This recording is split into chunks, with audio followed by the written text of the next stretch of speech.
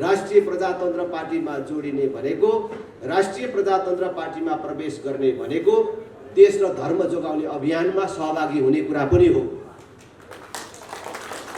देश र धर्म जोगाउने अभियानमा सहभागी हुने कुनै पनि मानिसले जीवनको कुनै दिन कुनै क्षण पनि पश्चाताप गर्नु पर्दैन। त्यसैले मैले राष्ट्रिय प्रजातन्त्र पार्टीमा प्रवेश गर्ने सबै दिदीबहिनी दाजुभाइहरूलाई सधैँ भन्ने गरेको छु, जसले आज राष्ट्रिय प्रजातन्त्र पार्टीमा प्रवेश गर्नुभयो, आजको दिन तपाईको जीवनको सर्वोत्तम दिन हो, तपाईको जीवनको सबभन्दा राम्रो दिन हो। यो दिनका लागि तपाईहरुलाई फेरि पनि बधाई छ, शुभकामना छ। मलाई थाहा छ राष्ट्रिय प्रजातन्त्र पार्टीको ऐतिहासिक एकता महाधिवेशनपछि जुन नयाँ नेतृत्व बन्यो त्यसका प्रति तपाईहरुको छुट्टै आशाहरू छन्, केही विश्वासहरू छन् र केही अपेक्षाहरू छन्। त्यो पार्टीको अध्यक्षको हिसाबले, त्यो पार्टीको नेतृत्वको हिसाबले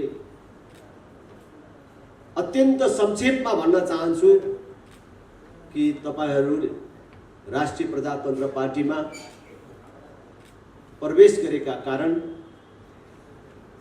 तपाईहरुले जीवनमा कहिले पश्चाताप त गर्नुपर्ने छैन नै, तर त्यसको अध्यक्षको हैसियतले, त्यसको नेतृत्वको हैसियतले फेरि पनि मैले तपाईहरुलाई दोहोर्याएर भन्न चाहन्छु, तपाईले जीवनको कुनै दिन मात्र होइन, कुनै क्षण पनि दुःख मान्नुपर्ने, दुखी हुनुपर्ने क्रियाकलाप यो पार्टीबाट र मेरो तर्फबाट हुँदैन।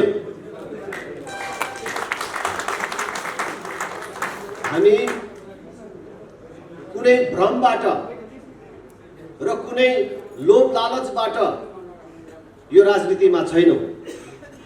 हामी स्पष्ट छौं, राजनीति केही राजनीतिक दल र तिनका केही नेताहरूले पेशा बनाए, व्यापार बनाए, जसका कारण सम्पूर्ण राजनीति विकृत भयो। राजनीतिका प्रति मानिसको धारणा नै बिग्रियो, नेताका प्रति मानिसको धारणा नै बिग्रियो, राजनीतिको प्रति मानिसको विश्वास मर्दै गयो र राजनीतिले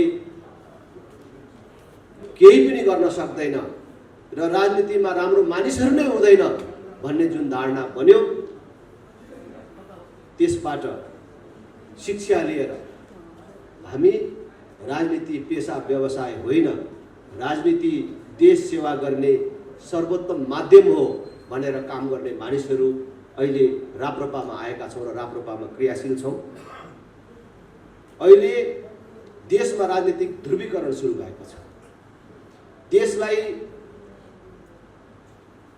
अहिले जुन ढंगले चलाइराखिएको छ, जसरी राजनीति आइराखेको छ त्यही ठीक छ भन्ठान्नेहरू, राजनीतिलाई पेशा व्यवसाय मान्नेहरू, राजनीतिलाई कमाई खाने भाँडो मान्नेहरू कांग्रेस, एमाले, माओवादी कित्तामा हुनेछन्। देश भीख नमागिकन बन्नै सक्दैन भन्नेहरू कांग्रेस, एमाले, माओवादी कित्तामा हुनेछन्, यथास्थितिको पक्षमा हुनेछन्। देश यथास्थितिमा राखिराख्नु हुँदैन, यो यथास्थितिको अन्त्य हुनुपर्छ र देश प्रगति र समृद्धिको बाटोमा जानुपर्छ। राजनीति कमाई खाने भाँडो होइन, राजनीति पेशा व्यवसाय होइन, राजनीति देश सेवा गर्ने सर्वोत्तम माध्यम हो भन्ठान्नेहरू र भ्रष्टाचार गरेर खानु आमाको रगत खानु सरह हो भन्ठान्नेहरू, देशलाई माया गर्नेहरू राष्ट्रिय प्रजातन्त्र पार्टीमा आउनुहुन्छ र यो किता काट प्रारम्भ भइसकेको छ र यसमा तपाईहरु जोडिन आउनु भएको छ। म धेरै कुरा भन्न चाहन्न, एमसीसी को कुरा मात्रै अहिले यहाँ खूब चर्चामा आइराखेको छ। एमसीसी ठिक कि बेठिक आफ्नो ठाउँमा छ, तर एमसीसी को पक्षमा बोल्नेहरूले भन्दाखेरि एमसीसी ले दिने कुरा के हो? अहिले डलरको भाव परिवर्तन हुँदाखेरि झन्डै 60 अरब पैसा नेपालले पाउने, अनि त्यसले बन्ने के हो? केही किलोमिटर ट्रान्समिसन लाइन भनेको बिजुली कुद्ने बाटो बनाउने, भनौँ न तार टाङ्ने काम, र केही किलोमिटर बाटो बन्ने कुरा। हाम्रो देशको नेताहरू के भन्छन्? विदेशीको सहयोग नहुने भने त यत्रो बिजुली उत्पादन हुन्छ, कहाँ बेच्ने? भारतलाई नबेची हुन्न, भारतलाई बङ्गलादेशलाई नबेची हुन्न।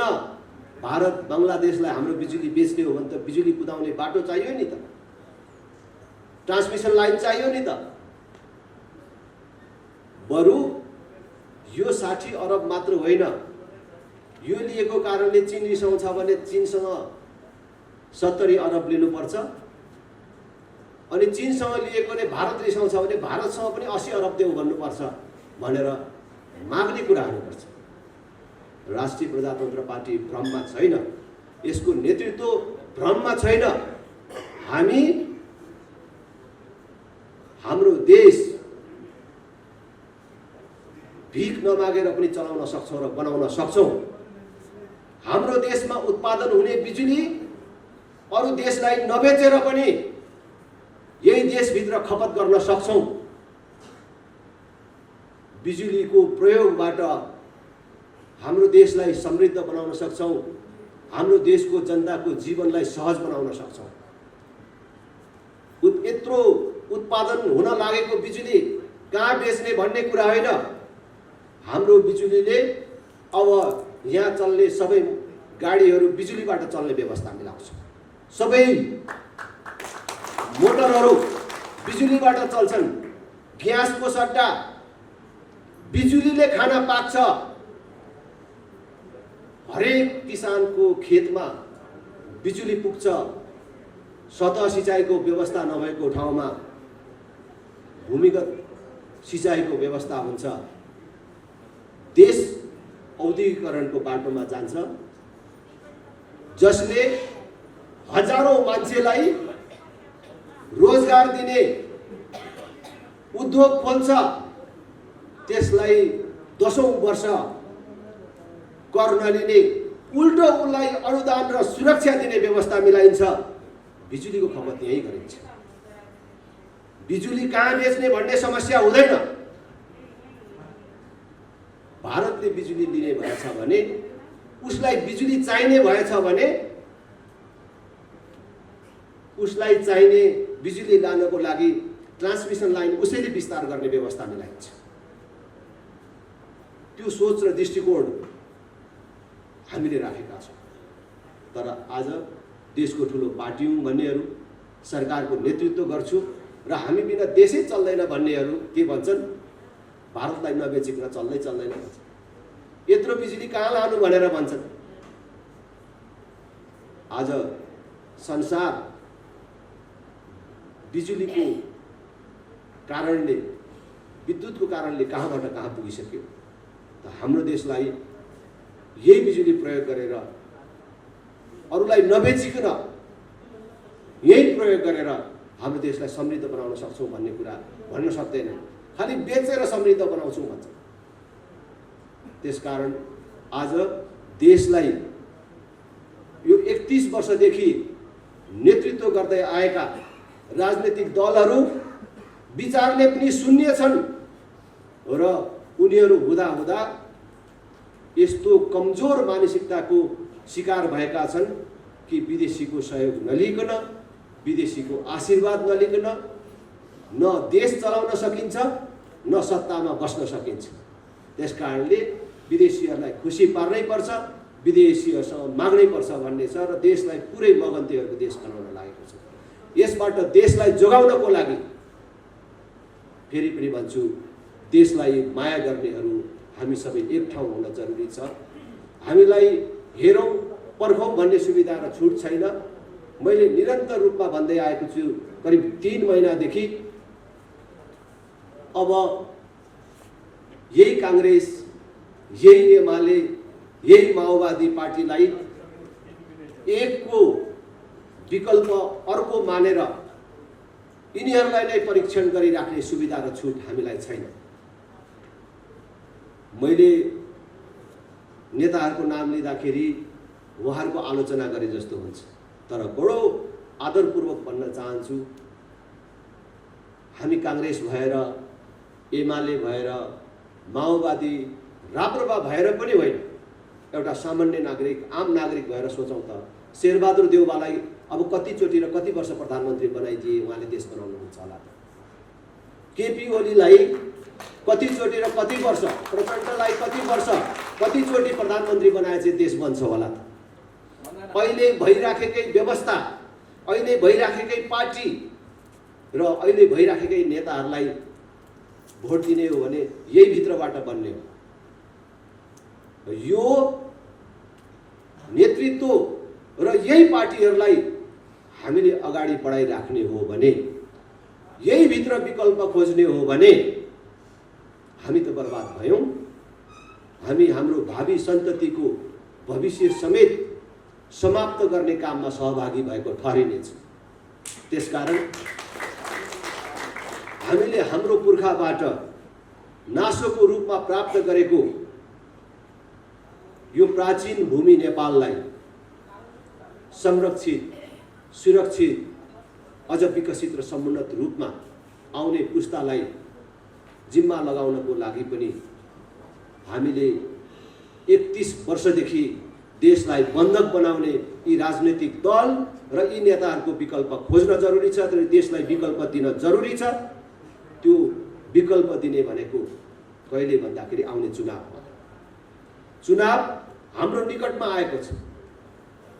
तपाईहरुलाई त म भनिराख्नै परेन, तर तपाईहरु मार्फत आम दिदीबहिनी दाजुभाइहरूलाई भन्न चाहन्छु, भोट दिने बेलामा गलत पार्टी र गलत नेतालाई भोट दिने अनि पछि आलोचना गरेर र पछुताएर केही पनि छैन, केही पनि हुन्न। त्यसकारण चुनावको बेला यिनका विकल्प खोज्नुपर्छ, चुनावमा यिनलाई हराएर देखाउनुपर्छ र जनता सचेत छ, जनता सार्वभौम छ, जनता कसैको गोठको गाईबस्तु होइन भन्ने कुरा आउने चुनावमा प्रमाणित गर्न देखाउनुपर्छ। त्यसकारण म तपाईहरु सबलाई अब आउने स्थानीय तहको निर्वाचन र त्यो निर्वाचनमा राष्ट्रिय प्रजातन्त्र पार्टीलाई, राष्ट्रिय प्रजातन्त्र पार्टीको उम्मेदवारलाई विजय गराउन आजैबाट क्रियाशील हुन हार्दिक अपिल गर्दछु। विभिन्न पदहरूमा उम्मेदवार हुन चाहने साथीहरूलाई आह्वान पनि गर्छु, यहीबाट देशभरका स्थानीय तहहरूमा राप्रपाको तर्फबाट उम्मेदवार भएर देश र जनताको सेवा गर्छु भन्ने सपना राखेका, सोचेका, काम गर्ने इच्छा राखेका, अहिलेसम्म राप्रपा भन्दा बाहिर रहिराखेका कोही साथीभाइहरू हुनुहुन्छ भने पनि उहाँहरूलाई पनि म आह्वान गर्छु, राष्ट्रिय प्रजातन्त्र पार्टीमा प्रवेश गरेर राष्ट्रिय प्रजातन्त्र पार्टीको तर्फबाट उम्मेदवार हुन राम्रा मानिसहरू, सक्षम मानिसहरू कोही हुनुहुन्छ, सपना योजना भएका साथीहरू हुनुहुन्छ भने उहाँहरूलाई मेरो हार्दिक स्वागत छ पनि भन्न चाहन्छु। यो देश बनाउने अभियान हो, देश बचाउने अभियान हो। यो अभियानमा सबैलाई सहभागी हुन म हार्दिक आमन्त्रण गर्न चाहन्छु। यसपछि पनि इमाडोलमा हाम्रो खुल्ला सभा छ, त्यसकारणले म आफ्नो भनाइ यही संक्षिप्तमा टुङ्ग्याउन चाहन्छु र तपाईहरुलाई पनि समय छ भने त्यहाँ सहभागिताका लागि हार्दिक आमन्त्रण गर्न चाहन्छु। तपाईहरु सबलाई धेरै धेरै धन्यवाद। जय राष्ट्र, जय जनता।